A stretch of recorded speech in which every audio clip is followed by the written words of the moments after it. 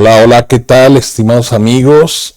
Estamos ya aquí iniciando el año a toda fuerza, a todo motor. Muy contentos de poder iniciar en una fecha muy importante para algunos, sobre todo para los más pequeñines de la casa. También una fecha en la que muy seguramente muchos están empezando a retomar actividades, ya como parte de su labor diaria, de su labor profesional. Y para mí, Alfredo Zaragoza, servidor y amigo, es un gusto poder acompañarles en esta sesión de capacitación de KDEFI. Así que bienvenidos, la mesa está puesta, tenemos un tema que, pues al menos por lo que viene en los próximos años, no dejará de tener relevancia. Y como parte de todo lo que es la automatización de procesos y por supuesto no podemos dejar de lado el tema fiscal, pues no va a dejar de ser relevante en mucho tiempo. Así que la invitación ahí está. Gracias por acompañarnos. Agradezco, pues prácticamente estamos dando banderazo de salida con las jornadas, con la agenda de capacitación de 2025, al menos en mi caso. Agradezco la invitación, por supuesto, de esta empresa, del grupo KDEFI, por permitirnos pues estar aquí iniciando el año con todos ustedes. Saludamos a las pocas más de 50 personas que están en este momento en plataforma y pues vamos a iniciar. Sean bienvenidos. Gracias por acompañarnos. Sabemos que la fecha es complicada. Sabemos que también el frío va a sonar incongruente, ¿no? Pero está a todo vapor. Estamos aquí con un poquito de frío, al menos en México capital.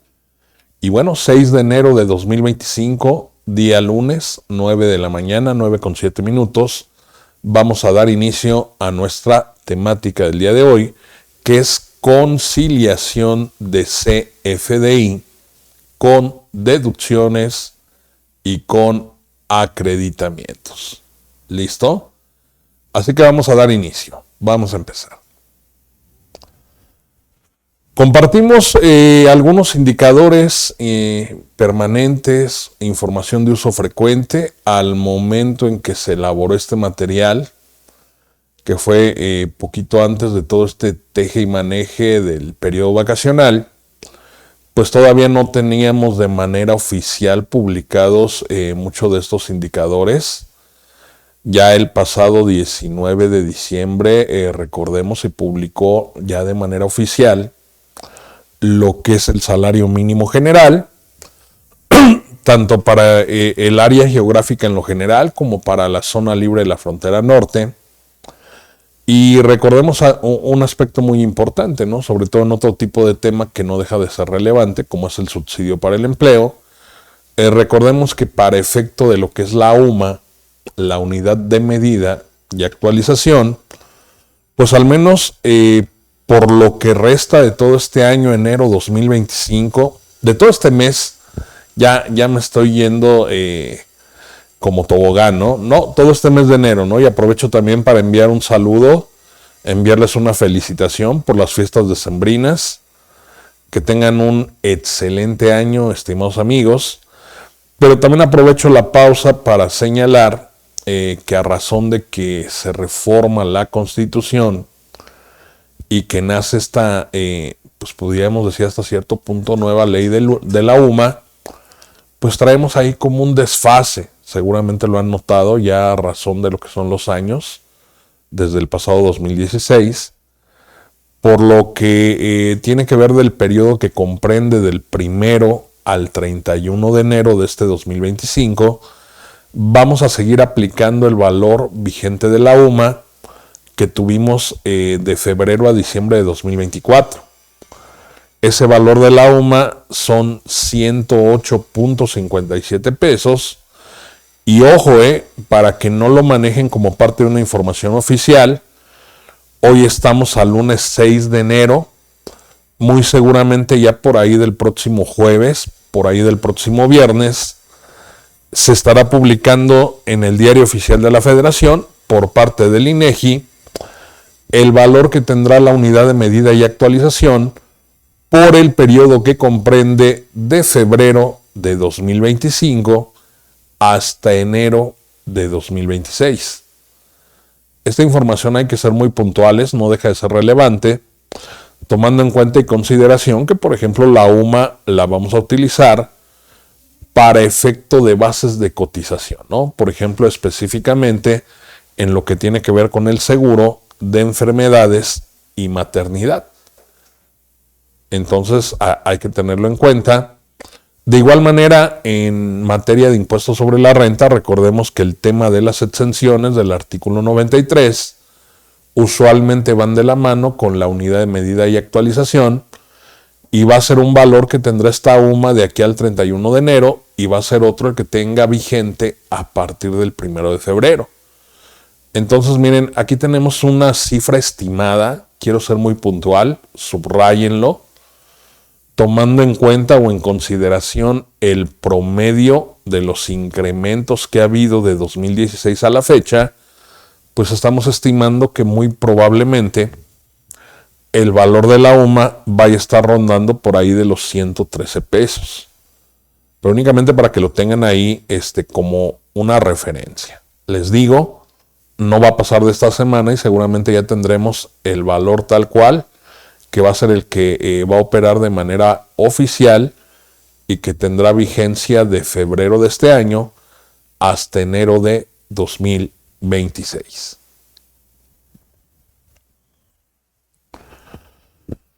Y bueno, recordar que al menos de fondo, y esta parte es importante para el tema que nos ocupa, no tenemos pues una reforma fiscal de fondo. Digo, tenemos cambios importantes a nivel de procedimientos, a nivel de reglas de carácter general, pero se habla de diversos ejes, ¿no? Que de a poco los han sido simplificando, ¿no? Desde la anterior administración, quien estaba en el poder en el sexenio anterior, pues ya se venían manejando diversos ejes, ¿no? Al día de hoy se hablan de 3, que tiene que ver básicamente con el combate a la corrupción, ¿sí? Que tiene que ver con la eficiencia en la recaudación y de igual manera con una simplificación y una modernización. Digo, aquí tenemos otros ejes.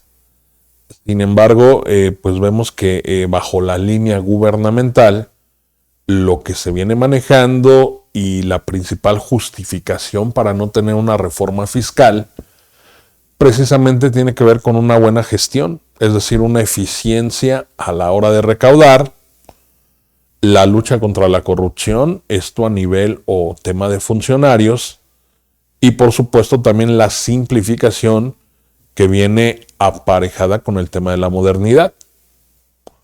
Todo esto está en virtud, al menos para la autoridad fiscal, de lo que es ese documento que para algunos es tan, no sé si sería adecuado el adjetivo, tan insignificante, ¿no? O sea, lo podríamos ahí abreviar CFDI, que infinidad de veces hemos comentado cual si fuera un caballo de Troya para la autoridad, pues simplemente deja abiertas las puertas, las ventanas y todo lo que se pueda para, sin darnos cuenta, inclusive pues el SAT estar obteniendo una radiografía prácticamente del negocio, prácticamente del contribuyente. Y bueno, dentro de este proceso de facturación, recordemos que CFDI alude o hace referencia al comprobante fiscal digital por Internet, ya sea que ese proceso se lleve a buen puerto o ya sea con errores, pero lo que se busca de fondo y trasfondo, por supuesto, es recaudar. Por supuesto que al SAT no le va a molestar que si yo manifiesto en un comprobante fiscal que ese ingreso ya lo cobré, aun y cuando vamos a suponer ese comprobante fiscal esté mal hecho, pues no se va a enojar porque yo acumulé el ingreso y sobre ese ingreso calcule la contribución. Entonces, aquí podríamos entrar a otro tema que ha sido centro en los últimos años, centro de la discusión. La realidad es que también, además de hablar de combate a la corrupción, además de hablar de una eficiencia en la recaudación y de la simplificación a través de lo que es la modernidad, pues podríamos hablar que en conjunto o combinando estos factores, pues también obtenemos, volteando a ver para todos lados, la autoridad exactora, pues gana. ¿Por qué? Porque si lo hace bien, recauda, pero si el contribuyente lo hace mal, de igual manera recauda. Ya sea porque el contribuyente en esta lucha de confusiones, híjole, pues ya le puse aquí que lo cobré, ni hablar, como ya le manifesté a la autoridad que este ingreso está cobrado, además amparado con un comprobante, pues yo no me quiero meter en líos con la autoridad y pues a lo mejor el ingreso no lo he cobrado, pero mírate, ahí está el impuesto sobre la renta y ahí está el IVA. Ojo, aquí también es importante aclarar que no todos los contribuyentes acumulan al cobro efectivo. Recordemos, sobre todo lo que son personas morales del régimen general, a razón de lo que es el artículo 17 de la Ley del Impuesto sobre la Renta, tenemos distintos momentos de acumulación. Recordemos que acumular implica, por una parte, pues que ese ingreso yo ya lo tengo que considerar obtenido y como ya lo obtuve, pues tengo que pagar las contribuciones que deriven pues finalmente de ese acto jurídico, que tiene que ver con la obtención de un ingreso. Ahora bien, incluso para las personas morales del régimen general, cobrar el precio o parte del precio, pues ya implica que el ingreso se considera obtenido. Habrá quien diga, ¿sabes qué? Yo no soy muy cuidadoso del proceso de facturación. Y ahí claramente podríamos hablar de alguien que se está poniendo la soga al cuello. Mira, pues la factura salió como cobrada, pero fíjate que no la he cobrado. O fíjate que esa factura, ya la cobramos desde cuándo, ¿no? Pero pues ahí está el complemento de pagos en la lista de pendientes. Y así andamos, ¿no? Entonces, vean, por un lado, acumular con base en comprobantes, lo cual, en mi opinión, no es idóneo, porque además la ley no lo prevé. Si somos exactos, la ley nunca me dice o me habla de un momento de acumulación que tenga que ver con el simple hecho de facturar. Obviamente vamos a encontrar como un momento de acumulación el hecho de que el ingreso sea facturado. Pero aquí vendría una pregunta muy interesante. ¿Qué pasa si facturé un ingreso que ni siquiera existe? Vamos a ponerlo simple. Vamos a suponer que en este momento yo por error voy a elaborar la factura de un cliente y la duplico. Me queda claro, y yendo al ejemplo del régimen general, ¿por qué lo tomo como base, como punto de partida? Porque recordemos que es el que tiene más momentos de acumulación, conforme al artículo 17 de la Ley del Impuesto sobre la Renta. Si de pronto agarramos y volteamos a ver para otros lados, pues vamos a ver que personas físicas, personas morales de flujo, como son las del régimen simplificado de confianza y anexas, ahí sobre todo en personas físicas podemos rascarle un poquito más a regímenes, pues la más de las veces pues vamos a encontrar que es cobro efectivo, ¿no? Y es lo que va a tener efecto fiscal. Pero volviendo al ejemplo del 17 de renta, un régimen general, pues ya quedamos que dentro de los diversos momentos que se contemplan para acumular el ingreso, pues está el hecho de cobrar el precio o la contraprestación o parte del precio y la contraprestación, aun y cuando derive de anticipos, ¿no? Esta discusión, este comentario ya lo hemos hecho infinidad de veces. Y suponiendo que en este momento todos somos humanos, todos nos podemos equivocar, hay algunos que tienen la costumbre, también lo hemos comentado diversas veces, hay unos que le tienen amor a equivocarse, y aquí poniendo el ejemplo, pues yo diría, ok, duplico una factura. En realidad esa factura implica que yo obtuve 2 veces el mismo ingreso, o que en realidad la segunda vez, que es cuando duplico la factura, efectivamente estoy actualizando la hipótesis normativa que contempla la ley para estar sujeto al pago de la contribución? Y volviendo al punto central, si yo no soy cuidadoso con ese proceso de facturación, con base en el artículo 63 del Código Fiscal de la Federación, pues el SAT lo va a dar por bueno. De buena fe la autoridad dice, en este caso el Código Fiscal de la Federación así lo establece, que va a dar por correcta la información que se deje asentada en los comprobantes fiscales digitales por Internet.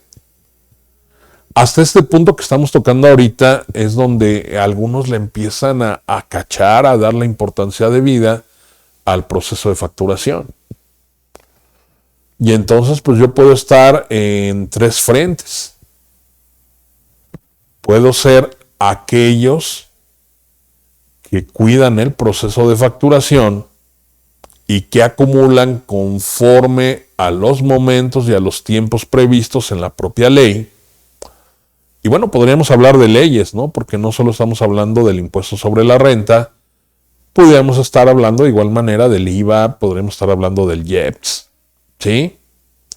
O puedo estar en el frente donde no le doy la mínima importancia al proceso de facturación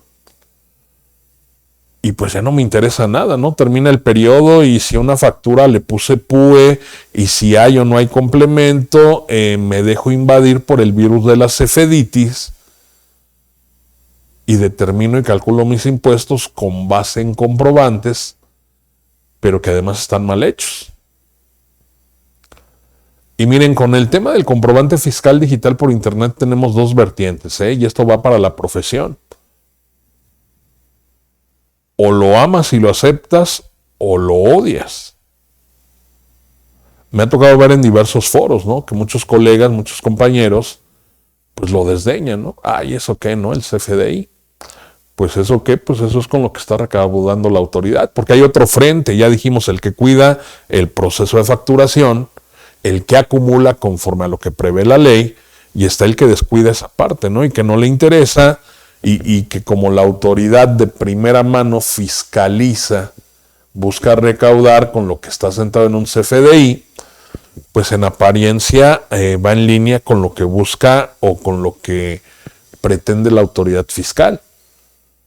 Pero también tenemos aquel que desdeña el proceso de facturación y que como tal en algún punto se quiere sentar en la mesa con la autoridad y decirle, mira autoridad, yo la verdad no cuido el proceso de facturación, tengo errores, pero fíjate que yo estoy acumulando o yo estoy aplicando deducciones según lo que sea o lo que corresponda conforme a la ley.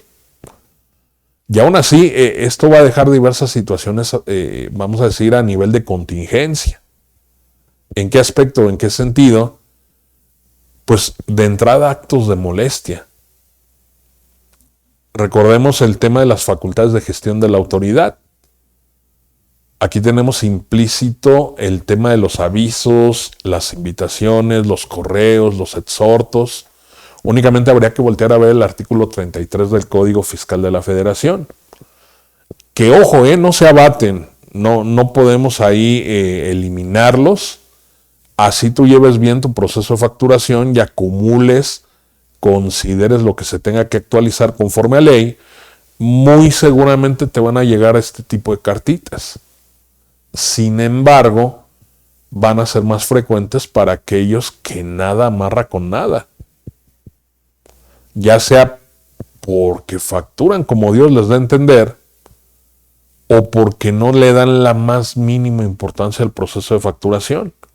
Y se les olvida que tenemos un artículo 63 del Código, que aquí es lo que vendría a aclarar y a despejar un poquito la mente, ¿no? La duda ante cualquier situación. Ojo, no es tanto que la autoridad vaya en contra de lo que prevé la ley. Porque cuántas veces no les he hecho este comentario para la gente que nos sigue muy amablemente aquí en KDF y en otros foros, cuántas veces no les he hecho el comentario de que la ley por sí sola, la ley por sí misma, no me dice que el hecho de emitir una factura implique que estemos hablando de un ingreso. A lo mejor esta factura está sustituyendo a otra y a lo mejor la original, únicamente para efecto de poner un ejemplo, la original está en proceso de cancelación. Al igual yo ya le envié la solicitud a mi contraparte, al receptor de la factura, y yo únicamente estoy a la espera de que el receptor acepte esa cancelación, porque además la cancelación es procedente. O sea, tiene motivo, tiene razón de ser. Y me alcanza el destino y estoy al día 17 del mes.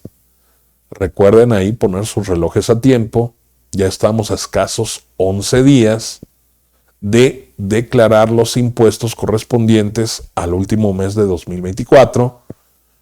Y en pleno 2017, pues yo no puedo parar mi operación. No puede dejar de girar el mundo, no puedo retrasar los procesos fiscales por el simple hecho de que un cliente no me ha aceptado una cancelación. Siendo yo del régimen general de personas morales, pues digo, afortunadamente cuento con un formato flexible. Recordemos que a las personas morales del régimen general se les va a precargar todo lo que facturaron y para efecto de una tipo conciliación, tendremos que llamarla de esa manera, vamos a tener dos rubros, una serie de opciones, una serie de campos que tienen que ver con ingresos adicionales y con ingresos a disminuir. Y como no podemos parar los procesos fiscales, estando yo en el día 17 de mes, pues de igual manera lo que tendré que hacer es indicar que tengo un ingreso a disminuir de todo ese cúmulo de ingresos facturados, precisamente porque se trata de un documento que está en proceso de cancelación. Y no sé, digo muy seguramente, porque finalmente estamos hablando de un robot, de un algoritmo, me va a estar llegando mi cartita y no va a ser una cartita de Reyes. Una cartita señalando que lo manifestado a nivel declaración no concuerda o no es coincidente con aquello que está facturado. Pero bueno, finalmente son dos temas distintos. Entonces tú decides, acumulas conforme a ley y llevas correctamente el proceso de facturación, haces lo que hayas hecho en el CFDI, aunque esté mal, o determinas correctamente los impuestos, aunque los CFDIs no coincidan nada con nada. Y digo, ya deja los actos de molestia, ¿no? Habría que recordar que de igual manera a mí me pueden sancionar por emitir incorrectamente comprobantes fiscales. Esto tal vez pensando ahorita un poquito en el tema de multas. Pero incluso si le rascamos ahí todavía un poquito, podemos llegar a situaciones tan complejas como lo puede ser un tema de restricción de certificados de sello digital. Y eso está previsto en el artículo 17H bis del Código Fiscal de la Federación. Entonces, estimados, estimadas, gente, amigos, colegas, no queda de otra más que darle el peso y darle la importancia al proceso de facturación. Ahora mismo que estamos iniciando 2025, recuerda que si tienes que corregir algo, recuerda que si hay que cancelar algo, pues puedes hacer lo propio, por lo menos de aquí, ya está en la fecha en que se vaya a presentar la declaración anual del contribuyente.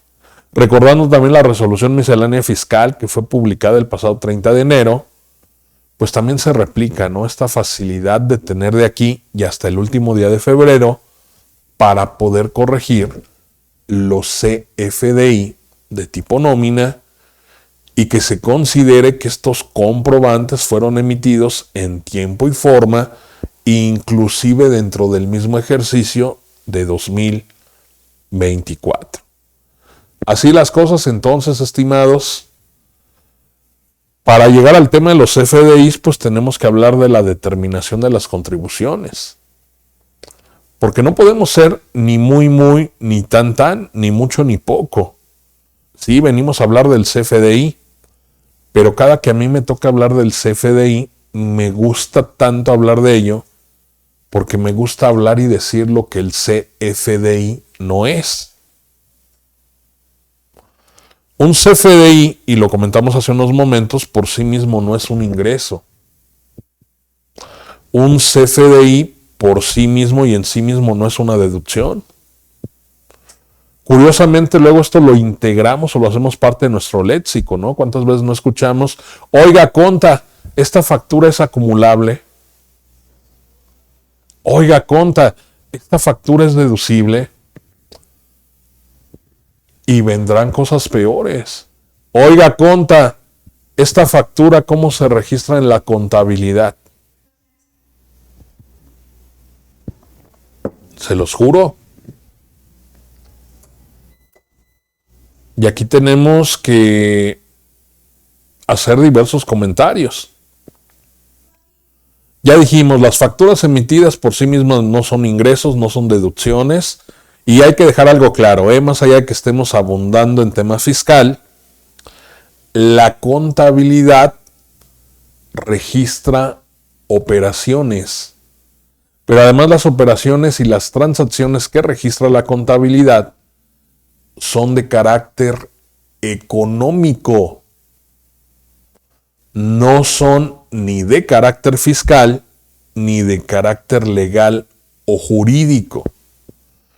Todo lo que está en la ley del impuesto sobre la renta, todo lo que está en la ley del IVA, todo lo que está en la ley del IEPS, todo lo que está en el Código Fiscal de la Federación, únicamente me va a funcionar para efecto de calcular y determinar contribuciones. En esta mecánica que tenemos en pantalla, que es la forma en que determinan el impuesto del ejercicio, las personas morales del régimen general, e inclusive hay que decirlo, las del régimen simplificado de confianza. Así lo mandata el artículo 212. Personas morales del reciclo van a determinar su resultado fiscal y por ende el ISR del ejercicio con el mismo procedimiento del artículo 9 de la ley de renta. Aquí, ¿dónde va a jugar el CFDI? Si se fijan, prácticamente en todo va a tener pues un lugar reservado. De entrada, mis ingresos acumulables tendrán que estar amparados en comprobantes. De igual manera, mis deducciones autorizadas, si no todas, podríamos hablar que un 80% de mis deducciones tendrían que estar amparadas en comprobantes fiscales.